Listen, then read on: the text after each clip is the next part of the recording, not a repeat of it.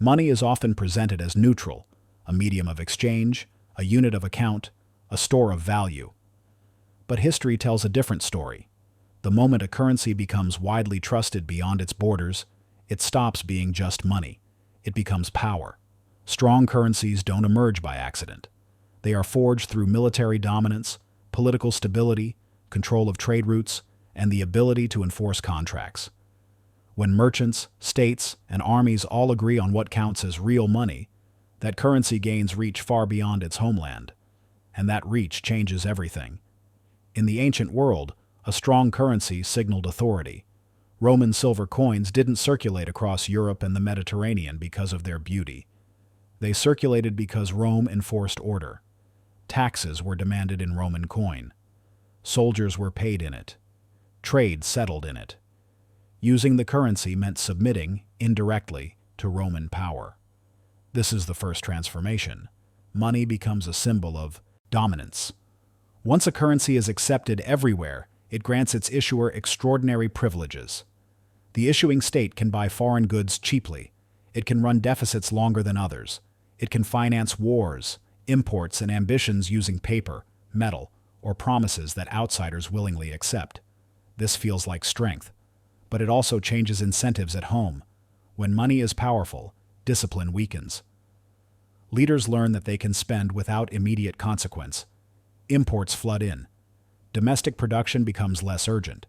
Why manufacture what you can buy with universally accepted currency? The economy shifts. Industries that compete globally struggle. Financial sectors grow. Consumption outpaces production. The nation begins living off its monetary reputation rather than its output. This is the second transformation. Money stops reflecting the economy and starts masking it. Strong currencies also attract capital from everywhere. Investors park wealth in what feels safe. This inflow pushes asset prices up. Real estate booms. Stocks rise. The illusion of prosperity deepens. But beneath the surface, something fragile is forming. The economy becomes dependent on belief, on confidence, on the assumption that the currency will always be strong, because it always has been. History shows this pattern clearly. From ancient silver standards to modern reserve currencies, monetary dominance seduces states into thinking power is permanent. It never is. A strong currency is not just a tool, it is leverage. And leverage, used too long, bends the structure holding it up. The very strength that once fueled expansion quietly begins hollowing the system from within. And that is how money, once trusted everywhere, starts turning against the economy that created it. Strong currencies project calm. They signal reliability, order, and permanence. When a currency holds its value year after year, it creates the impression that the system behind it is solid, disciplined, and well-managed. But this stability is often misleading. A powerful currency can hide problems rather than solve them. Because demand for it is constant, weaknesses inside the issuing economy don't show up immediately. Trade imbalances persist. Debt accumulates. Productivity stagnates. None of it triggers alarm, because the currency keeps working. This creates an illusion of control. In Rome, the silver denarius maintained trust for centuries. Even as the empire strained under military costs and administrative sprawl, Roman coins still circulated widely. Trade continued. Taxes flowed. From the outside, stability seemed intact, but stability was being purchased through shortcuts. Instead of addressing structural problems, Roman authorities relied on their currency's reputation. They delayed reform. Expenses grew. Military commitments expanded. When pressure finally became unbearable, debasement followed, quietly at first, then openly. The illusion shattered only after the damage was done. Modern strong currencies operate under the same logic. When the world wants your money, consequences are delayed. Governments can borrow cheaply. Deficits seem manageable. Inflation appears controlled. Political leaders grow confident that the system can absorb almost anything. It can't. Strong currencies create a dangerous feedback loop. Because trust is high, risk-taking increases. Because risk-taking increases, fragility grows. But fragility remains invisible as long as confidence holds. This is why economic warnings are often ignored during periods of currency dominance. Critics sound alarmist. Numbers look fine. Markets are calm. Stability feels earned. But the foundation is shifting. A strong currency attracts imports and capital inflows. Domestic producers struggle to compete. Manufacturing erodes. Skills disappear. The economy becomes consumption-heavy and production-light. Still, the currency doesn't weaken because demand remains global. This disconnect is the illusion. People mistake currency strength for economic health. They assume purchasing power equals productivity. They confuse financial calm with structural resilience. History shows how dangerous this assumption is. By the time instability reaches the currency itself, the underlying economy is already hollowed out. There is no quick fix, no easy reversal. What looked like strength was actually delay. Strong currencies don't prevent decline. They postpone recognition of it. And postponement in economics is often more damaging than collapse itself. When a currency becomes dominant, the first casualty is rarely obvious. It is not the currency itself. It is the country's ability to produce. A strong currency makes imports cheap and exports expensive. At first, this feels like a benefit. Consumers enjoy lower prices. Businesses rely on global supply chains. Inflation appears controlled. Politicians celebrate affordability as success. But beneath that comfort, domestic industry begins to erode. Local manufacturers struggle to compete with foreign producers who operate with cheaper labor, weaker currencies, or lower costs. Factories close quietly. Skills disappear. Investment shifts away from production and toward finance, real estate, and speculation. This process doesn't happen overnight. It unfolds gradually, masked by abundance. Rome experienced this long before modern economics had names for it. As Roman silver dominated trade, the empire imported goods from across its vast territories. Crafts that once thrived locally were outsourced to provinces. Rome became a consumer city fed by distant production. The center grew rich, the periphery worked. When disruptions came, war, rebellion, supply breakdowns, Rome discovered how fragile dependence had made it. Modern economies follow the same path. A dominant currency encourages financialization. Banks, markets, and asset management expand because money flows easily. Manufacturing, by contrast, is slower, riskier, and less immediately profitable. Capital follows returns, not resilience. Over time, the economy tilts. People are trained for finance, not fabrication. Wealth is built through ownership, not output. Economic growth becomes detached from real production. The system appears prosperous, but its foundation thins.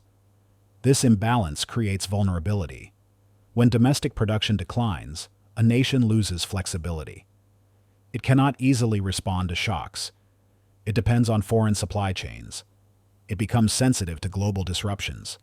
Yet the currency remains strong, reinforcing the illusion that nothing is wrong. This is the paradox of dominance. The more powerful the currency becomes, the less incentive there is to maintain a balanced economy. Strength enables neglect. Neglect accumulates silently. By the time policymakers recognize the problem, rebuilding production is difficult, expensive, and slow. Skills must be relearned, infrastructure rebuilt, trust restored. History offers a consistent warning. Economic power grounded only in currency eventually outruns economic power grounded in production. When that happens, the system becomes brittle. Strong currencies reward consumption. Strong economies require creation. When dominance replaces productivity, decline becomes a matter of timing, not possibility. When a currency becomes global, the damage no longer comes from weakness. It comes from excess. Reserve status means the world needs your money. Governments hold it. Banks settle in it. Corporations borrow in it. Investors park wealth inside it during every crisis. Demand becomes structural, not cyclical. This feels like the ultimate victory. But reserve status rewires an economy in subtle, dangerous ways. Capital begins flowing in constantly, not because of productivity, but because of safety. Money enters not to build factories, train workers, or expand output, but to sit. It chases bonds, equities, property, and financial instruments designed to absorb excess liquidity. Asset prices rise. Real estate inflates. Stocks detach from earnings. Wealth appears to multiply without effort. Policymakers celebrate growth. Households feel richer. Consumption expands. Meanwhile, the real economy stagnates. Capital inflows strengthen the currency further, making exports less competitive. Domestic production weakens again. The cycle reinforces itself. Financial returns dominate productive returns. The economy becomes an investment destination, not a manufacturing engine.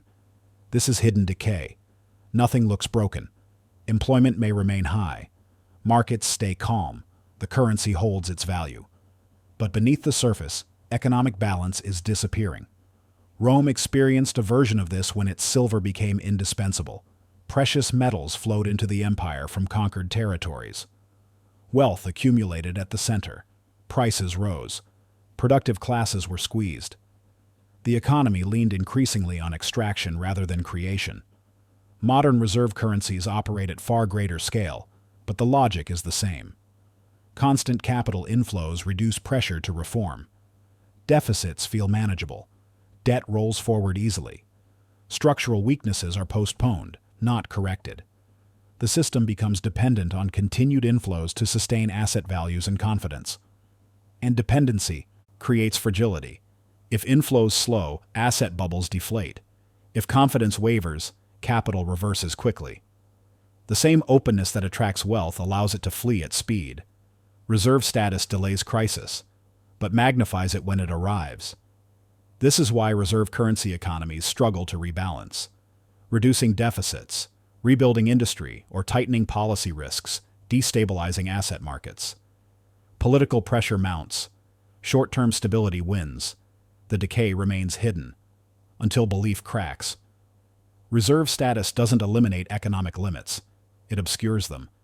And the longer they are obscured, the more painful their return becomes. Dominance buys time. It also accumulates risk, and time eventually runs out. Strong currencies don't fail the way weak ones do. There is no sudden panic, no empty shelves, no dramatic devaluation overnight. Instead, decline arrives quietly. It shows up as small distortions that feel manageable on their own. Productivity grows slower each decade. Wages lag behind asset prices. Housing becomes unaffordable, but only in some cities. Manufacturing jobs disappear, but are replaced by services. Debt rises, but interest stays low, so no one panics. The system keeps working, just not evenly. This is why collapse goes unnoticed for so long. Nothing breaks all at once. The currency still buys. Markets still function. The state still borrows cheaply. On paper, everything looks stable. But stability is being maintained artificially. To prevent disruption, policymakers intervene more frequently. Interest rates are suppressed. Liquidity is injected. Asset markets are protected because they've become too important to fail. Each intervention solves a short-term problem and deepens long-term dependence. The economy stops adjusting naturally. Inefficiencies accumulate. Unproductive firms survive. Debt that should be cleared is rolled forward. Risk is mispriced. Signals that once guided investment become distorted. This creates a strange environment. Growth without resilience. People sense something is wrong but can't point to a single cause. Trust in institutions declines. Political polarization increases. Younger generations feel locked out of prosperity. Older generations defend a system that still works for them. This social tension is not separate from monetary dominance. A strong currency concentrates benefits early and disperses costs slowly. Those closest to assets and finance gain first. Those dependent on wages feel pressure last, but most intensely. By the time frustration becomes widespread, reversing course is extremely difficult. Rebuilding production would weaken the currency. Raising rates would destabilize debt. Markets. Reducing deficits would slow growth. Every corrective action threatens the structure built around dominance. So leaders delay. They manage symptoms. They stabilize markets. They preserve confidence.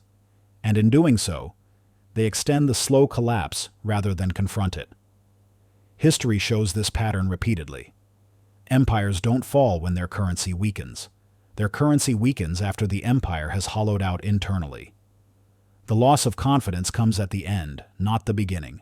By the time everyone agrees something is wrong, the system has already lost its flexibility. The collapse was never sudden. It was simply invisible, until it wasn't. No currency collapses because it is strong. It collapses because its strength is used for too long.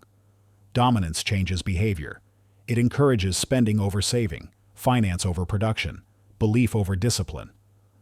What begins as advantage slowly becomes dependency, and dependency creates fragility. History makes this pattern clear. Rome's silver did not fail because people stopped trusting it suddenly.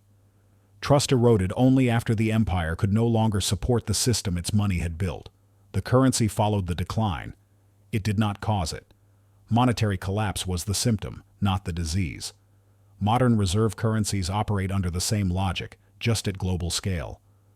As long as the world needs the currency, the issuing state can delay adjustment. Deficits roll forward. Debt compounds. Structural imbalances deepen. Growth continues, unevenly. The currency remains strong because belief remains strong. But belief is not infinite. Eventually, the cost of maintaining dominance exceeds the benefits. Domestic production weakens too far. Social cohesion frays. Political pressure rises.